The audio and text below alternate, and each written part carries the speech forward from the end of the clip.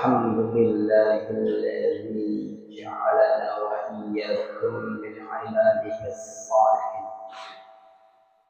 أشهد أن لا إله إلا الله وحده لا شريك له الملك الحق المبين. وأشهد أن سيدنا محمدا عبده ورسوله سيد الأنبياء والمرسلين.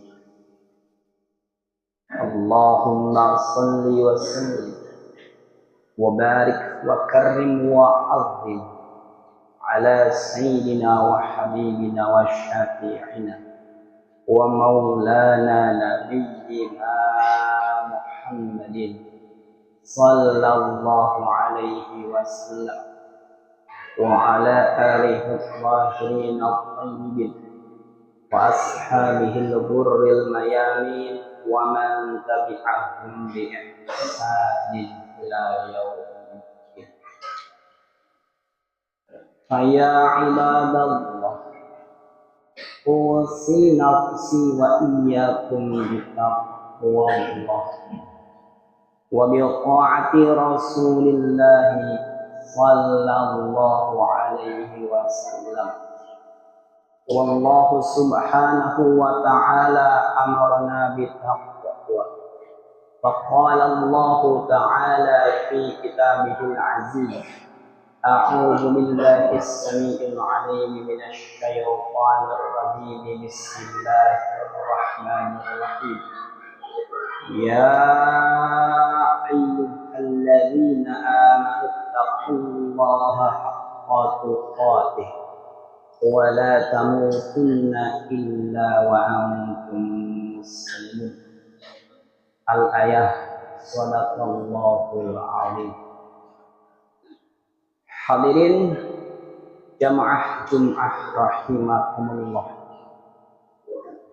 Pada kesempatan yang berbahagia ini, di hari yang merupakan sayyidul ayyam ini, di tempat yang penuh dengan keberkahan ini, di mimbar yang mulia ini, tidak lupa dan tidak bosan-bosan saya selaku khatib berwasiat, khususnya untuk diri khatib sendiri dan umumnya untuk segenap kaum muslimin, khususnya yang hadir di masjid ini. Marilah kita selalu senantiasa bertakwa dan meningkatkan ketakwaan kita pada Allah Subhanahu wa Ta'ala. Apa sih takwa itu? Takwa, sebagaimana yang telah sering saya sampaikan di setiap permulaan khutbah Jum'ah, dan sebagaimana yang telah didefinisikan oleh para ulama salaf kita secara umum adalah melaksanakan dan menjalankan apa yang telah menjadi perintah dan juga ketetapan Allah, serta menjauhi dan meninggalkan apa yang telah dilarang oleh Allah, baik dalam keadaan sendiri ataupun di tempat khalayak umum. Hadirin, karenanya hadirin, Islam itu sangat simpel, Islam itu sangat sederhana, Islam itu sangat ringan, Islam itu sangat mudah, yaitu laksanakan saja Allah punya perintah dan Rasulnya, dan tinggalkan saja larangan Allah dan Rasulnya. Hadirin, oleh karenanya pada kesempatan khutbah Jum'ah kali ini, saya ingin menyampaikan sekaligus mengedukasi kepada segenap yang hadir di masjid ini bahwa ada sebuah kaidah di dalam matan kitab Ta'alim Muta'alim Tariqat Ta'allum, karya daripada Syekh Azhar Muji rahimallahu ta'ala anhu wa Allah, yang bertuliskan al-hurmatu khairum minat ta'ah, penghormatan lebih baik daripada ketaatan. Nah, di dalam makalah ini ada dua kata yang menjadi poin penting untuk dibahas. Yang pertama terkait penghormatan, dan yang kedua terkait ketaatan. Namun sehubungan waktu khutbah sangat singkat, maka pada kesempatan kali ini saya hanya akan membahas tentang penghormatan. Terkait penghormatan, memberi hormat kepada orang-orang yang kita muliakan, kepada kedua orang tua kita dan orang-orang yang lebih tua, juga kepada guru-guru yang telah mengajarkan kita di bidang apapun ilmu pengetahuannya, tanpa pandang bulu, tanpa pilih kasih, terkhusus guru yang telah mengajarkan agama adalah sebuah keharusan yang sepatutnya dilazimkan. Silakan hormat kepada sang guru karena memuliakan ilmunya. Silakan hormat kepada sang guru karena mengharapkan keridhoannya. Tapi ingat, jangan berlebih-lebihan, jangan kebablasan, jangan memberi hormat seperti yang viral di media sosial. Jangan berjalan merangkak atau ngesot lalu bersujud lalu sampai mencium kedua kakinya. Hadirin, penghormatan semacam itu tidak diajarkan oleh Islam. Kalau kita telah sejarahnya, penghormatan semacam itu merupakan budaya dan tradisi yang diwariskan oleh sebagian orang di masa lampau, baik dari masa-masa kerajaan ataupun di masa penjajahan kolonial. Dan praktek yang tadi disebutkan dinamakan feodalisme. Apa itu feodalisme? Makna simpelnya adalah sistem sosial dan politik yang berpusat kepada para bangsawan dan juga para raja sebagai pemimpinnya. Lalu mereka mengatur, mengendalikan rakyatnya dengan sistem yang telah dibuatnya. Sedangkan rakyatnya suka tidak suka, rela tidak rela, harus tunduk dan patuh secara totalitas tanpa boleh menolak, apalagi kritis. Jika budaya tersebut terus-menerus dilestarikan, artinya tetap diterapkan, maka umat Islam akan makin tertinggal jauh dari peradaban, tertinggal ekonominya, tertinggal teknologinya, tertinggal infrastrukturnya, tertinggal pengetahuan sainsnya, sehingga semuanya didominasi dan dikuasai oleh orang-orang di luar Islam. Dan itu fakta terjadi saat ini, hadirin. Tidak ada satu riwayat pun yang menerangkan bahwasanya Nabi menekankan kepada para sahabatnya untuk memuliakan dan menghormati dirinya dengan cara merangkak, dengan cara esot atau sujud atau bahkan mencium kedua kakinya. Tidak ada. Padahal Nabi begitu sempurna akhlak dan adabnya, tidak ada satu celah sedikit pun pada sosok ini Nabi. Sepatutnya Nabilah yang lebih layak mendapatkan penghormatan seperti yang viral di media sosial itu, hadirin. Tapi Nabi enggan melakukannya, hadirin. Dulu ada salah seorang sahabat yang bernama Mu'adz bin Jabal radhiyallahu ta'ala anhu. Beliau baru saja tiba dari negeri Syam. Nah, Syam saat ini telah terbagi menjadi 4 negara. 1 Syriah, 2 Libanon, 3 Yordania, 4 Palestina. Kemudian Mu'adz menghampiri Nabi dan tiba-tiba bersujud di hadapan Nabi. Sontak Nabi kaget dan langsung berkata, "Apa ini wahai Mu'adz?" Kemudian Mu'adz bin Jabal radhiyallahu ta'ala anhu langsung menceritakan pengalamannya selama ada di negeri Syam. Beliau menceritakan bahwa para penduduk Syam terbiasa bersujud setiap kali berjumpa dengan uskup-uskup mereka. Uskup di dalam agama Katolik diyakini sebagai pengganti dan penerusnya para rasul. Mendengar seperti itu, Nabi alaihi salatu wasallam langsung bersabda di dalam sebuah hadisnya, kama qala Nabi sallallahu alaihi wasallam, "Lau kuntu amiran ahadan ayyasjuda li ahadin la amartum ra'atan li zawjiha." Seandainya aku boleh memerintahkan menyuruh seorang manusia untuk sujud kepada manusia, maka niscaya akan aku perintahkan seorang istri untuk sujud kepada suaminya. Nah, ini hadis sangatlah jelas hadirin. Nabi memberikan warning, peringatan kepada kita bahwa larangan untuk manusia sujud kepada manusia. Sujud mutlak hanya milik Allah. Sujud hanya boleh dilakukan oleh manusia di hadapan Allah Subhanahu wa taala. Ijma' para ulama telah sepakat bahwa manusia sujud kepada manusia hukumnya adalah haram, dosa besar bagi pelakunya, sekalipun sujudnya kepada manusia hanya sebatas penghormatan. Apalagi jika sujudnya niatkan ibadah, maka sama saja dia telah melakukan kesyirikan. Na'udzubillah ini gak boleh menghormati manusia menyaingi bentuk penghormatan kepada Allah. Hadirin jemaah Jumat rahimakumullah. Ada yang ngomong, apa dia katakan?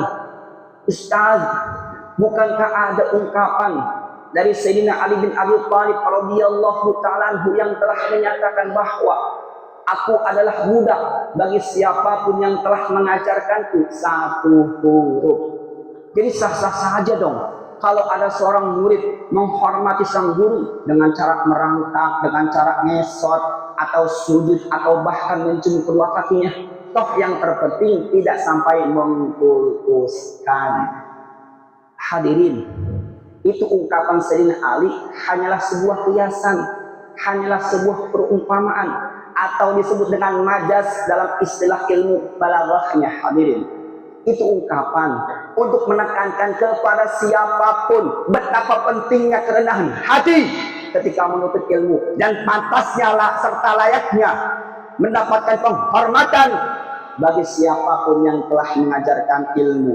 Tentunya penghormatan yang tidak melanggar koridor-koridor syariat. Hadirin jemaah Jumat rahimakumullah. Terakhir yang saya sampaikan pada kesempatan khutbah Jumat yang pertama ini, sekali lagi saya ingin mengingatkan kepada segenap kaum muslimin khususnya yang hadir di masa ini bahwa ada sebuah hadis dari Nabi kita alaihi salatu wassalam yang berbunyi, kama qala Nabi sallallahu alaihi wasallam, la tuqruni kama aqratin nasara ibnu Maryam fa innama ana abdu wa qulu abdullah wa rasuluh. Di mana Nabi sabdakan, la tuqruni, jangan sekali-kali kalian hai umat Islam memuji diriku secara berlebih-lebihan, kama aqratin nasara ibnu Maryam, sebagaimana berlebih-lebihannya memuji kaum Nasrani terhadap Isa bin Maryam. Fa innama ana abdu, karena sesungguhnya aku hanyalah hamba Allah. Faqulu, maka katakan oleh kamu sekalian wahai umat Islam, abdullah wa rasuluh, aku hanya hamba Allah dan utusannya. Jadi poin dari hadis ini sangatlah jelas. Nabi melarang kepada kita selaku umatnya agar jangan berlebih-lebihan memuji dan menyanjung terhadap tokoh-tokoh yang kita kagumi dan kita idolakan, karena itu menjadi salah satu penyebab pengkultusan, sebagaimana yang telah dilakukan umat di masa lampau terhadap Isa al-Masih bin Maryam alaihi salam.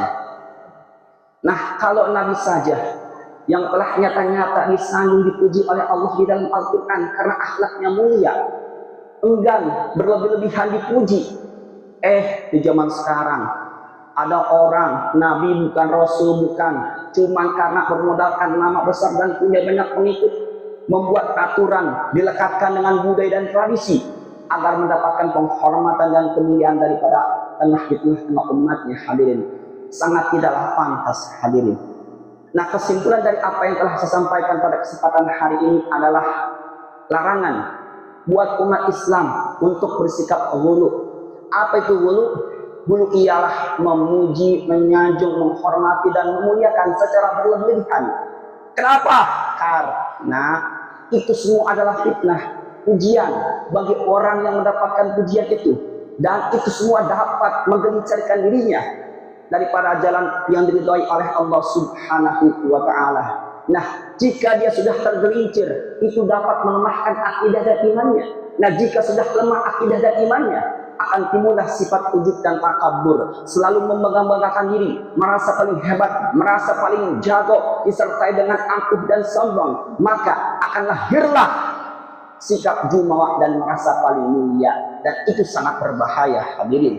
Nah, itu saja khutbah singkat yang dapat saya sampaikan. Mudah-mudahan ada manfaatnya untuk segenap yang hadir di masjid ini. Barakallahu li wa lakum fil Qur'anil azim wa nafa'ani wa iyyakum bima fihi minal ayati wa dzikril hakim wa taqabbal minni wa minkum tilawatahu innahu huwas samiul alim. Aqulu qawli hadza wa astaghfirullahal azim li wa lakum wa lisa'ilil mu'minina wal mu'minat wal muslimina wal muslimat fastaghfiruh innahu huwal ghafurur rahim. اللهم صل على سيدنا محمد وعلى آل سيدنا محمد.